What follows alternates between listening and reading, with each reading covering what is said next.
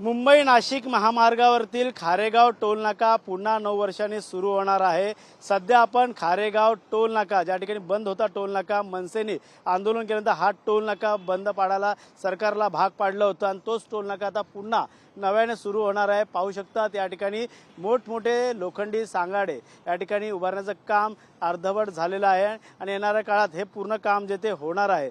पाहायला गेलं तर 34 लेनपेक्षा जास्त लेन या मुंबई नाशिक या नाशिक मुंबई महामार्गावरती जाताना आपल्याला पाहायला मिळतंय आणि 9 वर्षांनंतर तब्बल आता वाहनधारकांना टोलचा भूदंड सहन करावा लागणार आहे। त्याचं कारण म्हणजे मोठ्या प्रमाणात रस्त्याची कामं असेल या ठिकाणी पुलाची कामं मोठ्या प्रमाणात युद्ध पातळीवरती झालेली आहेत। सरकारच्या वतीने हा भूदंड या टोल नाक्यावरती वाहनधारकांना लावू नका अशी देखील मागणी आता मनसे नेते अविनाश जाधव यांनी केलेली आहे। त्यामुळे येणाऱ्या काळात या ठिकाणी टोल होऊन देणार नाही असा इशारा सरकारला दिलेला आहे। मात्र राष्ट्रीय महामार्ग प्राधिकरणामार्फत या ठिकाणी आता येणाऱ्या काळात टोल वसुली केली जाणार आहे। या टोल नाक्याची पूर्णतः या ठिकाणी बांधणी जी आहे ते केली जात आहे। पाहू शकतात याच ठिकाणी मोठमोठे लोखंडी सांगाड्याच्या नंतर बाजूलाच टोल नाक्याचं कार्यालय उभारण्यात आलेलं आहे। त्यामुळे येणाऱ्या काळात सुसज्ज असा रस्ता जो आहे तो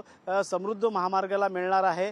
मात्र पडगा असेल इतरत्र टोल आहेत समृद्धी महामार्गावर तो असताना विनाकारण हा खारेगावचा टोल वाहनधारकांना भूदंड म्हणून लावण्याचं काम सरकार करत असल्याचा आरोप जे आहे ते मनसेचे नेते अविनाश जाधव यांनी केलेला आहे। त्यामुळे येणाऱ्या काळात या खारेगाव टोल नाक्याला घेऊन मनसेचं आंदोलन आपल्याला पाहायला मिळणार आहे। अनेक टोल नाक्याचे आंदोलन असतील या टोल नाके बंद पडण्याचं काम जे आहे ते सरकारला भाग पडण्याचं काम मनसेने केलं होतं। त्यामुळे येणाऱ्या काळात पुन्हा आता खारेगावचा टोल हा होणार का याकडे आता सर्वांचं लक्ष लागलेलं आहे। त्यामुळे येणाऱ्या काळात आता मनसे कशा प्रकारे रस्त्यावरती उतरून हा टोल नाका जो खारेगावचा टोल नाका बंद पाडणार हे देखील पाहणं गरजेचं राहणार आहे। कॅमेरामॅन अजय उडाळकरसह गणेश सुराट, TV9 मराठी, ठाणे।